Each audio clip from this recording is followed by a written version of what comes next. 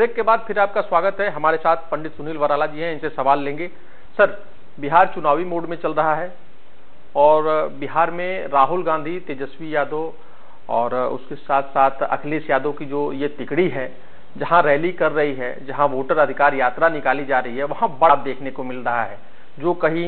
2014 के समय में प्रधानमंत्री नरेंद्र मोदी की यात्रा के दौरान देखने को मिलता था। क्या लग रहा है, क्या महागठबंधन मजबूत हो रहा है? अगर मजबूत हो रहा है तो बीजेपी किस हिसाब से इसका जवाब देगी? देखिए पंकज जी, आपने जब गत चुनाव था और गठबंधन था तो एक बहुत बड़ा एक नारा निकला था और मीडिया के माध्यम से उसको बहुत हाईलाइट किया था और कांग्रेस ने अपने ट्विटर हैंडल से लेकर के अपने चैनलों के माध्यम से और समाजवादी पार्टी के जो राष्ट्रीय अध्यक्ष हैं श्री अखिलेश जी ने उस नारे को बहुत बढ़ाया था। और दो लड़कों की जोड़ी, याद होगा आपको कि दो लड़कों की जोड़ी बहुत कमाल का, कुछ अलग कुछ खिलाने जा रहे हैं, कुछ अलग होने जा रहा है। लेकिन यहाँ 3 लड़कों की जोड़ी हो गई है। अब ये 3 लड़कों की जो चर्चा हो रही है, मैं सबसे पहले कहता हूं कि बिहार में हम भारतीय जनता पार्टी हम पूर्ण बहुमत की सरकार बनाएंगे इस बार। भारतीय जनता पार्टी का वहां जितना आधार है और भारत के माननीय प्रधानमंत्री श्री नरेंद्र मोदी जी के जो 11 साल का जो एक अभूतपूर्व जो काम हुए इस देश के लिए हर क्षेत्रों में, चाहे वो सड़क हो, चाहे वो विश्व स्तर हो, चाहे वो हेल्थ हो, चाहे आपका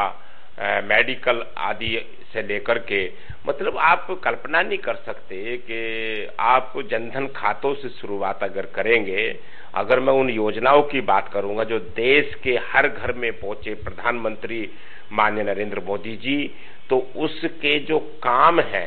उस काम के हम बलबूते पर, हम भारतीय जनता पार्टी की नीति और रीतियों के बलबूते पर,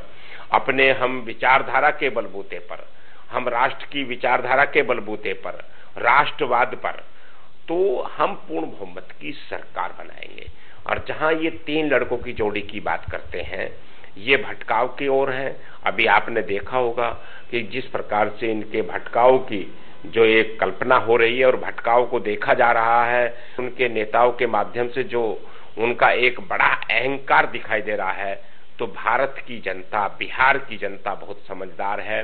और बहुत खरी खोटी है। वो निश्चित रूप से बिल्कुल भी उसको स्वीकार नहीं करेगी, इन 3 लड़कों की जोड़ी को धराशायी करेगी। मेरा निश्चित रूप से विश्वास है कि आने वाले चुनाव से पहले ही इन्होंने देखा कि कितना अहंकार है कि भारत के जो तपस्वी, जो गरीब घर से निकला, जो चाय पिलाने वाला एक बालक के रूप में निकला, एक ऐसी माँ जो देवी स्वरूपी है थी, आज वो हमारे बीच में भी नहीं है। ऐसे माननीय नरेंद्र मोदी जी, देश के प्रधानमंत्री की माता, हम सबकी माता के रूप में, जो वो देवी थी, जिन्होंने एक अपने परिवार में एक बच्चे को, जिसको चाय पिला करके, चाय बेच करके, स्टेशन पे चाय बेच करके, और उसको भारत का एक प्रधानमंत्री के कुर्सी तक लेके जाना उनके आशीर्वाद से, जो एक विश्व का सबसे सर्वशक्तिशाली नेता बन जाना, तो आज इनको वो जो है कष्ट है, ये सहन नहीं कर पा रहे हैं कि एक गरीब घर का बच्चा भारत का एक प्रधानमंत्री बन सकता है। नरेंद्र मोदी जी जैसे परिवार, जो चाय पिलाने वाला, चाय बेचने वाला परिवार का बेटा प्रधानमंत्री बन सकता है, तो इनको ये कष्ट में है। और इसी का परिणाम है जो बिहार के अंदर जो घुसपैठी यात्रा चल रही थी,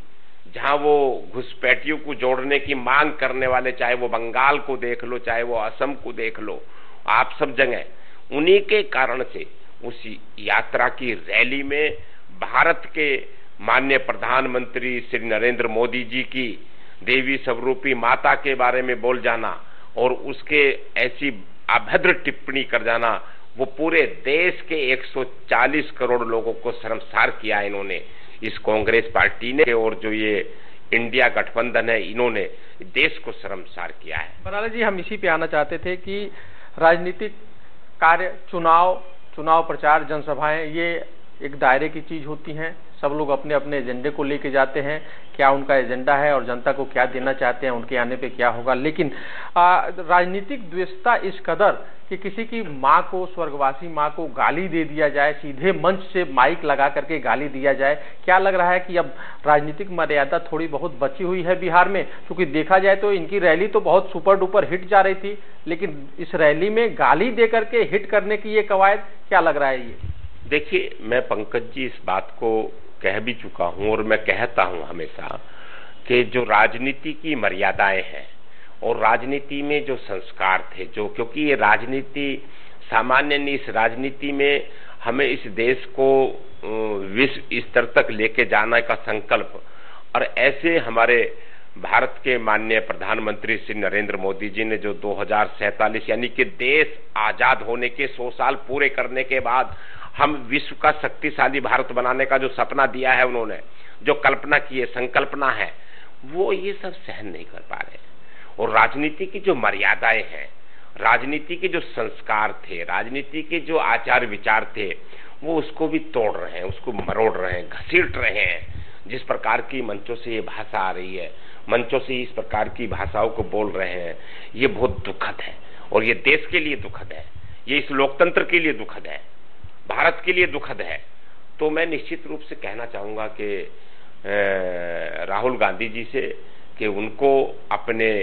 वाणी पर संयम करना चाहिए और जो जिस प्रकार की भाषा उनके मंचों से, उनकी बिहार की उस रैली के अंदर बोली गई है, भारत के माननीय प्रधानमंत्री श्री नरेंद्र मोदी जी की माता के बारे में जितने भी खराब से खराब शब्द बोले गए हैं, वो माफ करने योग्य नहीं है। वराला जी, बीजेपी इसको लेकर प्रदर्शन भी की है। बीजेपी के लोगों का कहना है कि राहुल गांधी हो या तेजस्वी हो, उनको इन सब चीजों के लिए कहीं न कहीं देश से माफी मांगनी चाहिए कि वो देश के प्रधानमंत्री की माता जी को उनके मंच से गाली दिया गया है और किसी की माता को गाली देना ये शोभनीय नहीं होता है। और कांग्रेस की तरफ से या आरजेडी की तरफ से इस तरह का कोई अभी तक इतना संतोषजनक बयान जारी नहीं किया गया है। क्या लग रहा है, इन लोगों को माफी मांगना चाहिए? ये इनके अहंकार की बहुत पराकाष्ठा है, इनका अहंकार है ये, और ये अहंकार में ये माफी भारत के माननीय प्रधानमंत्री श्री नरेंद्र मोदी जी से माफी मांगे या ना मांगे, लेकिन इस देश के और बिहार की जनता से निश्चित रूप से इन्हें माफी मांगनी चाहिए और इन्हें कान पकड़ करके माफी मांगनी चाहिए और सबके सामने 3 बार इन्हें मंच पर से बैठक लगानी चाहिए कान पकड़ करके कि देश की जनता से हम माफी मांगते हैं कि हमारे वाणी से गलत शब्द, तो इनका उद्धार होगा, नहीं तो इनका सोपड़ा साफ होगा। बात करने के लिए धन्यवाद। धन्यवाद। तो आपने सुना, ये थे पंडित सुनील वराला जी, जिन्होंने सीधे तौर पे तमाम जो बिंदु थे उस पर चर्चा की और सीधे तौर पे कहा कि बिहार की जो जनता है वो सब देख रही है और प्रधानमंत्री की माता के बारे में इस तरह के अपशब्द कहीं न कहीं बिहार की जनता भी अब शिक्षित हो रही है, वो इसका माकूल जवाब देगी। अगर ये माफी नहीं मांगते हैं तो इनका सुपड़ा इस बार बिहार चुनाव में साफ हो जाएगा। आज फेस में किसी नए चेहरे के साथ हम आपके साथ जुड़ेंगे, तब तक के लिए दीजिए हमें इजाजत। नमस्कार।